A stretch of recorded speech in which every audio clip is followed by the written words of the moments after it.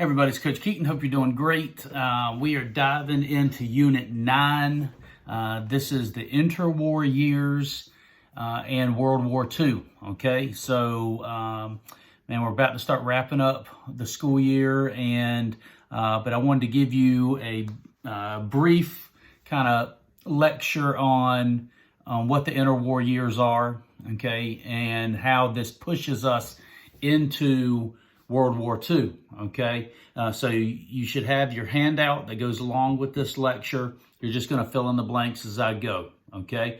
If you need to stop and rewind back it up and find the answer again, but I'm going to give you every answer that you need, okay?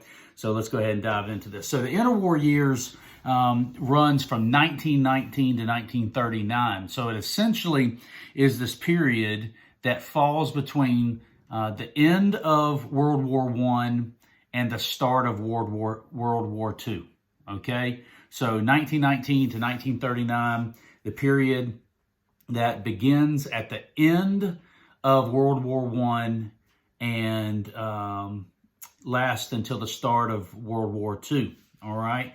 And what's taking place here is this is a period of uncertainty within Europe. They've just gone through a very bloody war in Europe, and so they're trying to find their footing, okay? France is trying to make sure that Germany does not invade them, okay? That Germany is behaving, okay? And so France is trying to make sure that Germany doesn't invade them again. This is helped by the fact that Germany has what's considered an ineffective democracy, okay? An ineffective democracy. And we've learned what a democracy is, right? Okay, government by the people, right? They elect their leaders. And so in Germany during this time, that is what Germany is. It is a democracy, but it is ineffective, all right? And Germany is in a great deal of debt, all right? Because of the fact that they started World War I and all that took place, they have to pay what's called reparations, okay? They have to pay reparations or repayment back to the rest of Europe for the cost of World War I, all right?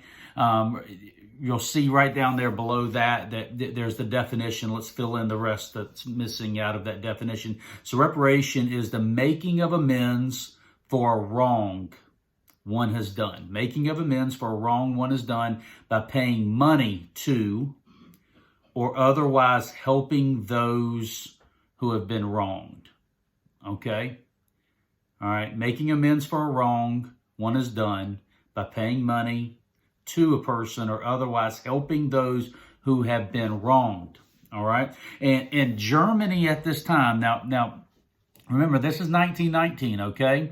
It's not today's world, but 1919, they were made or required to pay back 132 billion with a B, okay? Billion marks, German marks, okay?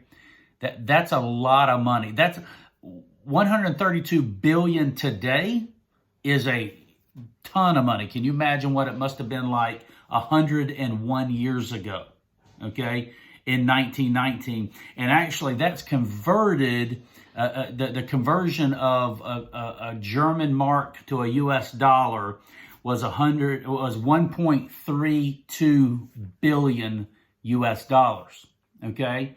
So that doesn't sound quite as daunting in the payback as 132 billion marks, but still $132 billion, okay, for a country that the government is suffering, their economy is suffering, and now here they are, because they've been required by the rest of Europe to repay the other countries for starting the war, 1.32 billion US dollars. All right.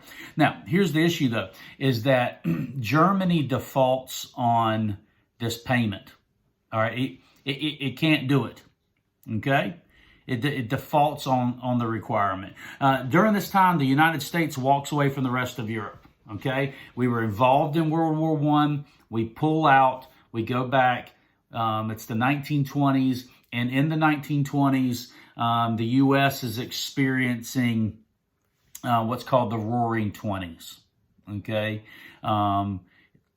Lots of different things happening back here in the United States, and the United States is focused on that, all right, trying to not be involved in European conflicts, all right. Also, during this time, Britain has gone back to trying to continue to manage its empire, okay, the colonies that they have, we learned about imperialism in Unit 8, okay? And Britain is focused there because that is helping their economy, right? They're spreading their influence around the world. They're also, their economy is going up because of those colonies. And so Britain is focused there, all right? Those colonies include Canada, India, Australia, New Guinea, the Caribbean islands, okay, large parts of Africa and portions of the Middle East and Asia, okay, India, places like that, all right? And so as you can see, that little island nation of Britain is a world power and influential all around the world, all right?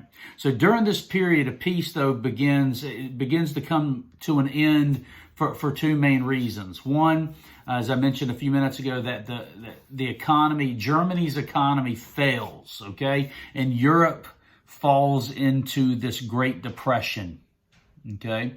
We experienced something very similarly here in the United States, not too far after this time, all right?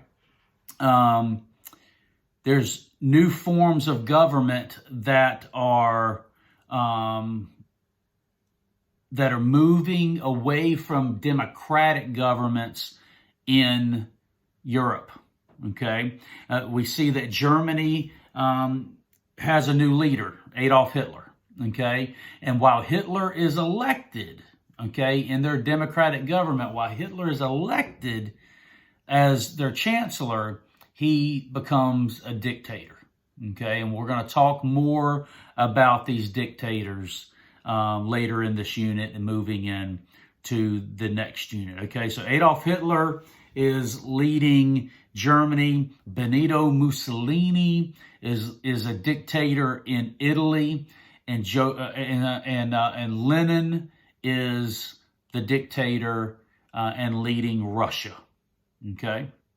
So that's one thing. These governments are moving away from democracies to these totalitarian dictatorships, all right?